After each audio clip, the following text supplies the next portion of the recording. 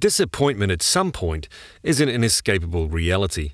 We all deal with it differently and grant it varying levels of permission in our lives. Disappointment is the terrible twin to expectations, invisibly connected and knitted together in our thoughts. These twins often wreak havoc, fighting within our emotions, our beliefs, and our relationships. They do not respect your level of maturity, your financial status, or your state of health. They relentlessly war within, unseen, and hungry for conquest over our heart and mind.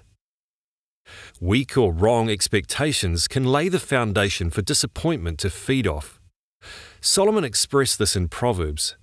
When the wicked dies, his hope will perish, and the expectation of wealth perishes too. These things which the world promises to bring lasting meaning, value, and security attempt to build a strong set of expectations. However, the ugly reality is this: earthly death proves every one of those worldly expectations to be false and eternally disappointing and damning. Found in Genesis, Joseph serves as a good example of dealing correctly with expectations and disappointment. He was the favoured son of Jacob and hated by his brothers.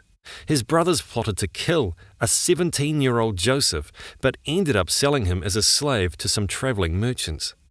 They proceeded to on-sell Joseph to an Egyptian named Potiphar.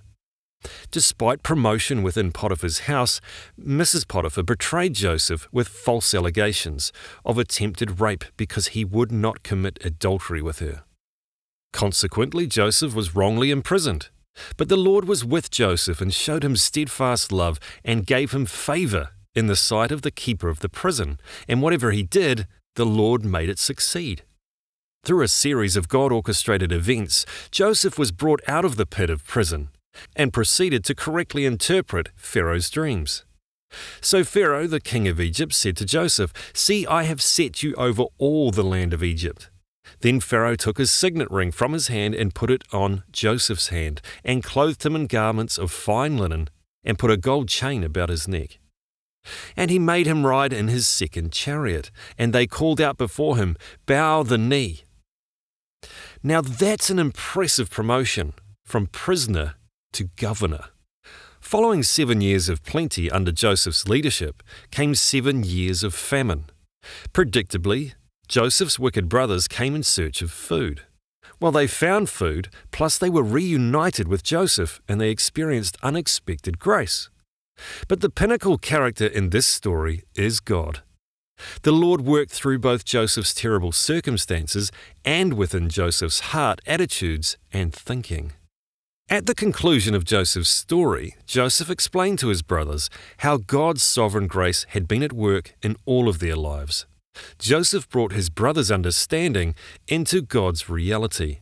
"You meant evil against me, but God meant it for good. So do not fear." Thus he comforted them and spoke kindly to them. Joseph would have felt the pain of enforced slavery, the betrayal of Mr. and Mrs. Potiphar, the injustice of wrongful imprisonment, yet his hope was in God, who governed those events. We do not read Joseph asking for better conditions or moaning of how unfair life was.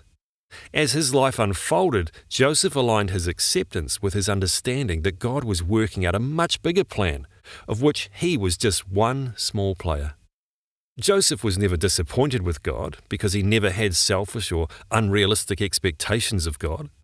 He simply accepted God's will without resentment, while living in obedience. Our point is this: remove wrong expectations of God, and you remove the potential for disappointment in God.